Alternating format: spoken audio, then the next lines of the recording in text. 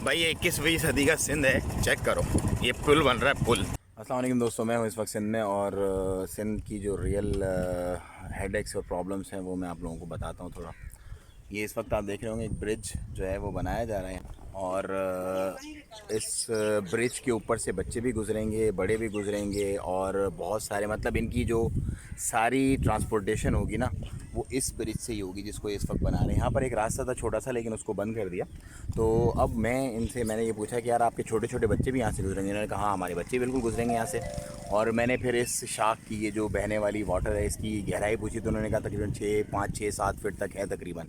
तो बच्चा अगर गिरेगा तो डेफिनेटली वो बचेगा नहीं। तो ये मेन प्रॉब्लम्स हैं यहाँ पे लोगों के। देखें अब है तो ये छोटा सा रास्ता है, लोग लगे हुए हैं कच्चा पक्का बनाएंगे अपनी मदद आपके तहत, लेकिन इसमें जो आप खबरें सुनते हैं ना कि यार ये गिर गया, ये बह गया, ये डूब गया, वो इसी तरह के इंसिडेंट होते हैं। लोग अपनी मदद आपके तहत बहुत सारे काम खुद से करते हैं और फिर वो गिर जाते हैं, टूट जाते हैं और फूट जाते हैं। तो ये इंटीरियर सिंध में बहुत सारे ऐसे प्रॉब्लम्स हैं। हम अपनी तरफ से पूरी कोशिश करते हैं कि जितने ज़्यादा हम सॉल्व कर सकें उतने ज़्यादा हम सॉल्व करें, लेकिन बस अल्लाह पाक आसानियाँ फरमाए। आप दुआ कीजिएगा और अगर कोई मतलब इस तरह के आपके सराउंडिंग में कोई मामलात हों तो आप ज़रूर हमें सपोर्ट कीजिएगा। हम भी जितना हो सकता है इंशाल्लाह ज़रूर करेंगे।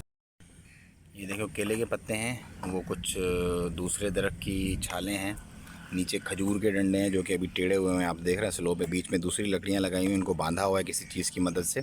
तो इसको अब दोबारा इसी तरह से रिफर्बिश करके पक्का वाला बनाएंगे लोग।